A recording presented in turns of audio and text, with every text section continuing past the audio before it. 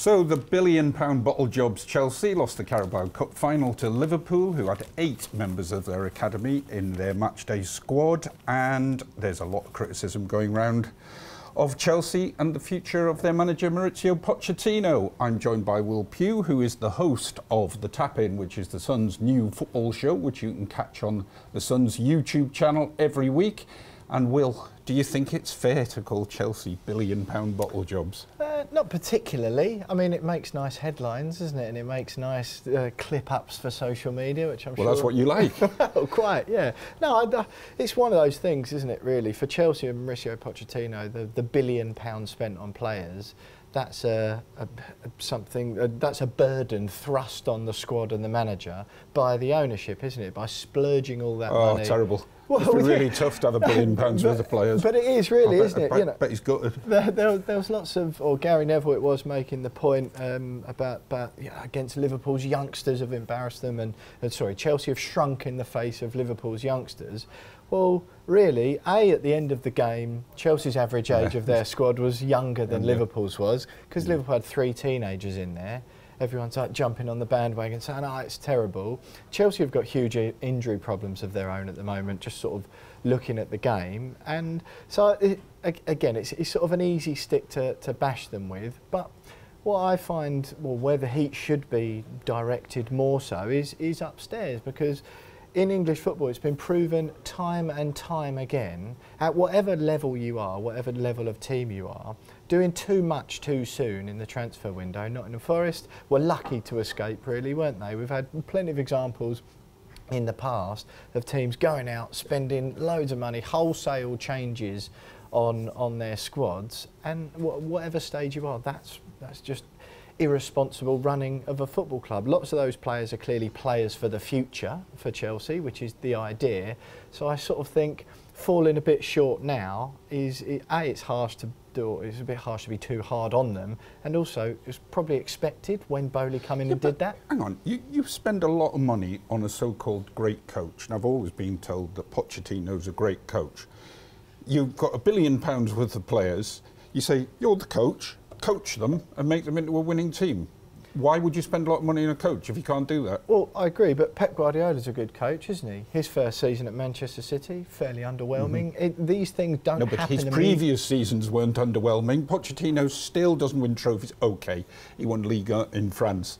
But let's be honest, in England, his track record's not great. Do you also think... No, but it is. He punched above his weight. He helped Tottenham punch above their weight, didn't he? No, but if you no trophies. But then any team outside of the top sort of 3 or 4, right? And Tottenham, I know they like to count themselves in the big 6, but let's be honest, it's sort of the big 5, Tottenham, and then everyone else, isn't it, realistically?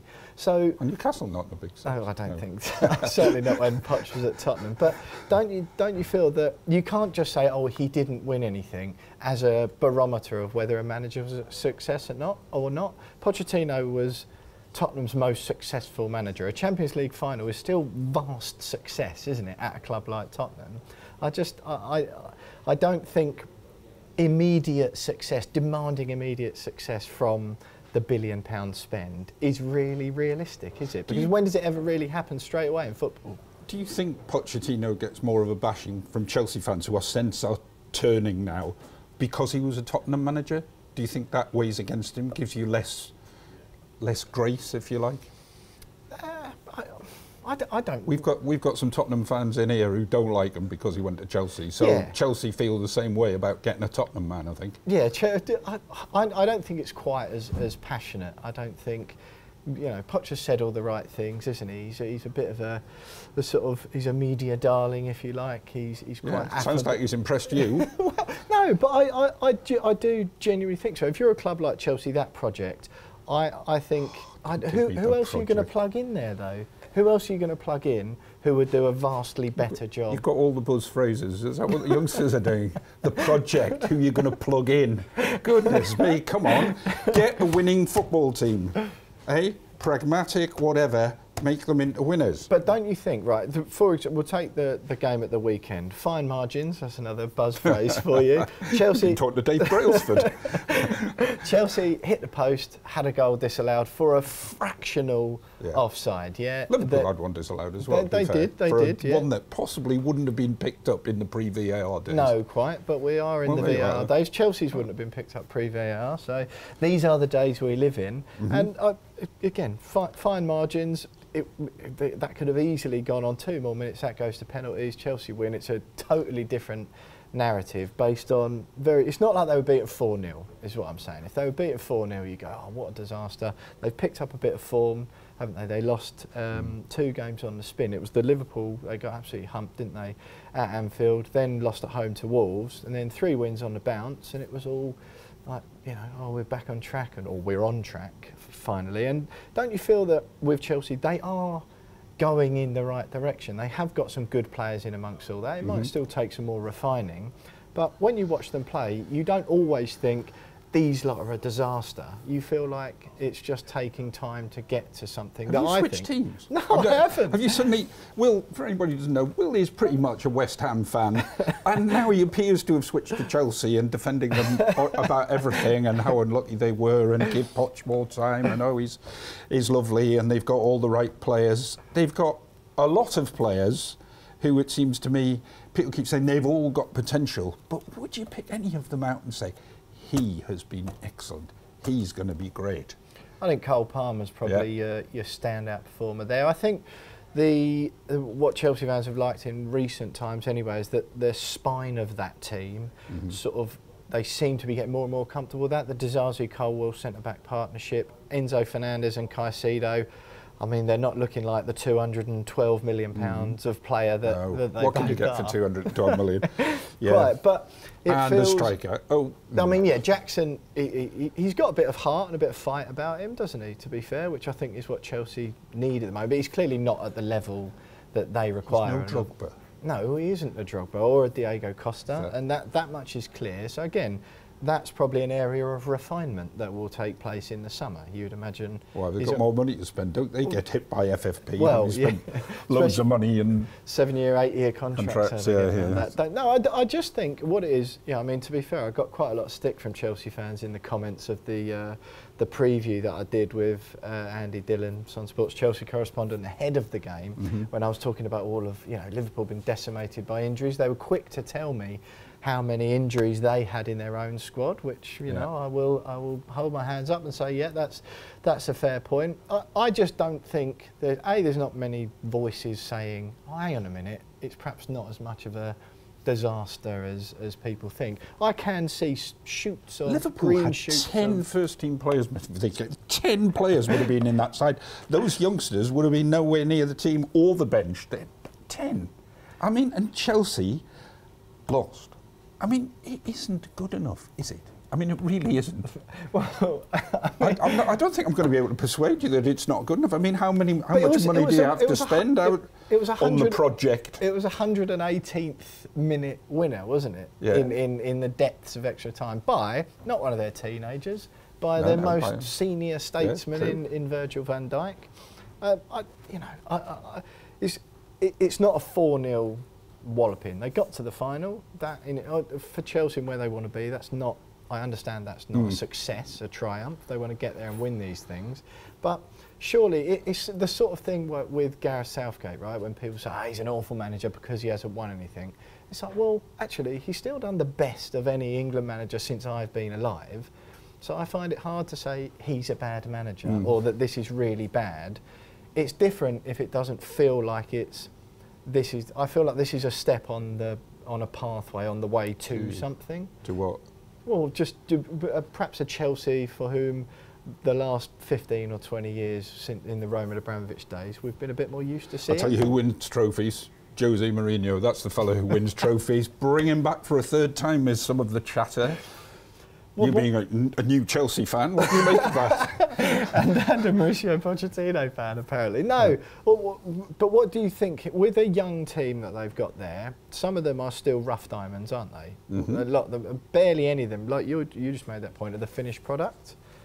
mean, perhaps Cole Palmer, you'd say, yeah, he's there, but that's probably he's because a youngster. I mean, he was a youngster. So why the other youngsters have to step up like he stepped up? Yeah, but don't you think Cole Palmer is good because he's a product of Manchester City and he's been training with Pep Guardiola for 2-3 These boys seasons. are training with Mauricio Pochettino. They Yeah, should but be for able not for as long. The points being made are that with Liverpool and with the youngsters, and I think that's what Poch was saying in his response to Gary Neville's comments, was that, Gary knows the dynamics are completely different, I think were his exact words. And what he probably means by that is that Liverpool are a club who are very, very deep, sort of 8 years maybe into probably more than that, into the Jurgen Klopp reign, where every single person in the club knows the identity of the club, how they're trying to play, how every single player in every single position plays. So when these youngsters who have come on and done really well, the reason they've come on and done well is because they've probably been training, you know, the left backs have been training behind Andy Robertson and then Custis or whatever. The midfielders have been training behind Henderson and Thiago, doing the same drills and the same things and in the same meetings for years, so they know the identity of the club. Mauricio Pochettino hasn't had that time. Give it 2 or 3 years and we'll be talking about something else. If we're sitting down on here on Thursday after they've played against Leeds, proper old-fashioned cup tie, Leeds versus Chelsea on Wednesday, and they lose that one, I wonder what your opinion is going to be then. Get him out. Because that would be a serious defeat. No, Leeds would be bang up for that. Whoa. Quite. And look, that's what I'm saying. Losing 4-2 at home to Wolves, not good enough. Some of the results I've had this year, I mean, they're 11th in the league. And you say 11th, that sounds awful. I think they're only 4 points off 7th. If they finish 7th at the end of the year, which is still perfectly feasible, again, not good. You would no way call that a success, but you wouldn't call it a disaster given where they're at in the project. Now, you host your own podcast. You also, as I say, host the Tap In show for us, and you talk to a lot of fans and a lot of the bloggers and podcasters of their own clubs. What feeling do you get from the Chelsea ones? Well, we had Alex Harris and Charlie Patrick on earlier on in the season from Chelsea Fan TV. Every game, home and away. Bless them, they were off up to Middlesbrough after we recorded our show, and theirs was they seemed sort of quite calm about it. I think they were very much, you know, they acknowledged the huge upheaval at the club and that was going to have some knock-on effects. And I do sense a bit of that's shifting, but you do have to be patient.